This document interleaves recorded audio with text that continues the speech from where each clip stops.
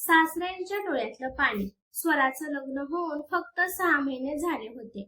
घर मोठं होतं, माणसंही भरपूर होती, पण त्या घरात तिच्यासाठी आपलेपणाचं स्थान अजून तयार झालं नव्हतं. सकाळी उठल्यापासून रात्री झोपेपर्यंत ती घरातील प्रत्येकासाठी राबवत असायची. कोणाला चहा, कोणाला नाश्ता, कोणाला डब्बा, कोणाला औषध, पण तिच्या थकलेल्या चेहऱ्याकडे कुणाचं लक्ष जात नव्हतं. घरात तिचे सासरे दत्तात्रय काका मात्र शांत स्वभावाचे होते. ते फार बोलत नसत, पण स्वराच्या हालचाली त्यांच्या नजरेतून सुटत नव्हत्या. ती किती दमते, किती वेळा जेवण न करता राहते, कितीदा हसण्याचा खोटा प्रयत्न करते, हे सगळं ते शांतपणे पाहत होते. स्वराचा नवरा शिव चांगला होता, पण कामाच्या व्यापात तो घरातल्या छोट्या गोष्टीकडे लक्ष देत नव्हता.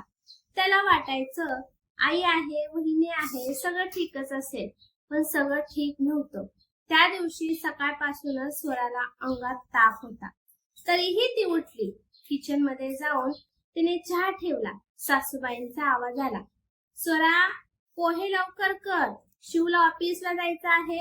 स्वराने हलक्या आवाजात उत्तर दिलं, हो आई, करते. तिचा आवाज ऐकून दत्तात्रय काकांनी पेपर खाली ठेवला.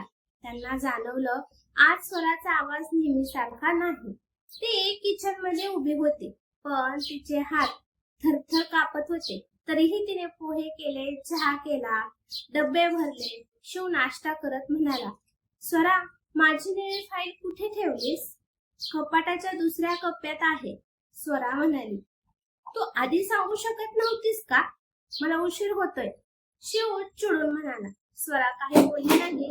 तिच्या डोळ्यात पाणी आलं, पण ते तिने लगेच पुसलं. दत्तात्रय काका हे सगळं पाहत होते. त्यांनी शांतपणे विचारलं, स्वरा, तुला बरं नाहीये का? स्वरा लगेच म्हणाली, नाही बाबा, मी ठीक आहे. पण तिचा चेहरा वेगळंच सांगत होता. दुपारी घरात सगळ्यांनी जेवण केलं. स्वराने सगळ्यांना वाढलं, पाणी दिलं, भांडी उचलली. शेवटी ती स्वतः जेवायला बसणार.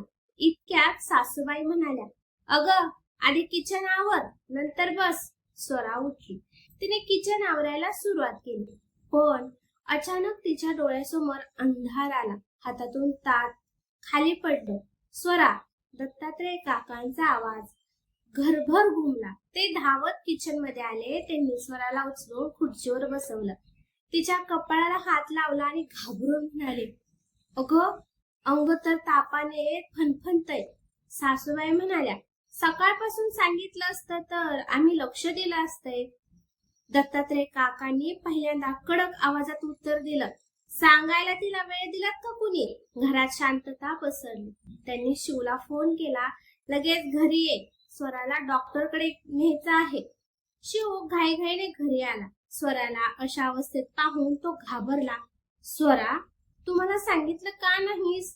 स्वरा हळू आवाजात म्हणाली, तुम्ही सगळे व्यस्त होतात, मला वाटलं थोडं बरं होईल. दत्तात्रय काकांनी शिवकडे पाहिलं. बाळा, बायको घरातील कामवाली नसते, ती या घराची माणूस असते. तिचंही शरीर आहे, मन आहे, तिला पण थकवा येतो. शिवच्या चेहऱ्यावर अपराधीपणा दिसू लागला. डॉक्टरांनी स्वराला तपासलं. ताप जास्त होता, अशक्तपणा होता. डॉक्टर म्हणाले, यांना पूर्ण विश्रांती हवी. वेळेवर जेवण, औषध आणि काळजी घ्या, नाहीतर त्रास वाढेल. घरी आल्यावर दत्तात्रय काकांनी स्वतः तिच्यासाठी गरम पेज केली. छोट्या वाटीत लोणचं ठेवलं आणि ताट घेऊन तिच्या खोलीत गेले. स्वरा उठण्याचा प्रयत्न करत म्हणाली, बाबा, मी स्वतः खाते. नाही, दत्तात्रय काका म्हणाले, आज तू माझ्या मुलीसारखी शांत बस, मी तुला भरवतो. स्वराच्या डोळ्यात पाणी आलं. तिला लग्नानंतर पहिल्यांदा त्या घरात कुणीतरी मनापासून विचारत आहे असं वाटलं. दत्तात्रय काकांनी तिला प्रेमाने पेज भरवली.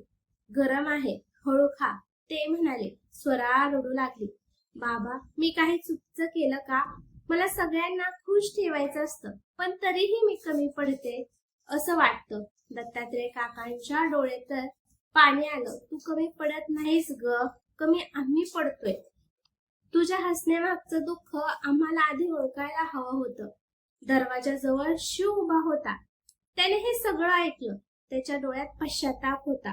तो आत आला आणि स्वराच्या जवळ बसला. स्वरा, मला माफ कर. मी तुझ्याकडे लक्षच नाही दिलं. तू रोज माझ्यासाठी किती करतेस, पण मी तुझ्या एका थकलेल्या चेहऱ्याकडे पाहिलं नाही. स्वरा काही बोलली नाही. तिच्या डोळ्यातलं पाणीच उत्तर होतं. त्या रात्री घरात पहिल्यांदा वेगळी शांतता होती. सासूबाईही विचारात पडल्या होत्या. सकाळी त्यांनी स्वतः चहा केला. स्वराच्या खोलीत येऊन म्हणाल्या, स्वरा, आज तू उठायचं नाही, मी सगळं बघते. स्वराला विश्वास बसत नव्हता.